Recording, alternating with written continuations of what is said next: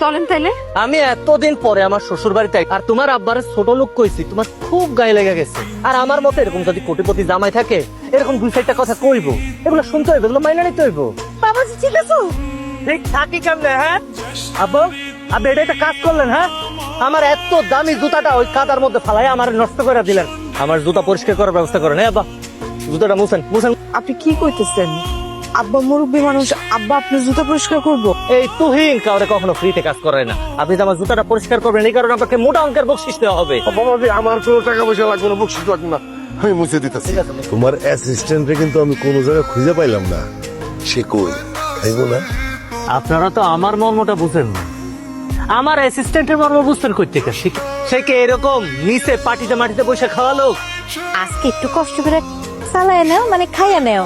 কালকা ফজরের সময় তোমার আব্বার আমি বাজারে পাঠাই দেবো। দুলা ভাইয়ের আচার ব্যবহার কেমন জানি পরিবর্তন হয়ে গেছে। আমার কি মনে হয় জানো, সে না ইচ্ছা করে আমাকে সবাই অপমান করতেছে। সে তো অপমান করবেই, এখন তার কাছে অনেক টাকা পয়সা আছে না। সে সবার সাথে কোনো সমস্যা নাই, কিন্তু আমি তো একটা শিক্ষিত জামাই, সে আমার দাম দিবে না।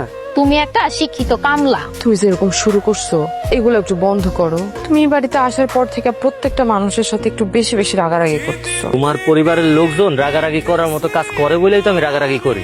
তাদেরকে বইলা দাও, তারা যাতে আমার সামনে ভুল না করে। তবে তুমি ভুলা যাও না যে তারা আমার বাপ মা সম্পর্কে তোমার শ্বশুর শাশুড়ি। তা বলে কেমন খারাপ ব্যবহার করাটা কি তোমার উচিত হইতেছে? তুমি কও। বাবাজি তুমি কই গেছিলা? তোমার তো খুঁজতে খুঁজতে একদম হয়রান হয়ে গেছি। এই বাড়িতে আমি আসার পর থেকে আমার প্রতি আপনাদের যে দায়িত্ব আছে, সেটা তো আপনারা ঠিকঠাক মতো পালন করতে পারতেছেন না। কিন্তু এই বাড়ির জামাই হিসেবে আমার কিছু দায়িত্ব আছে, সেই দায়িত্ব পালন করার জন্য গেছিলাম।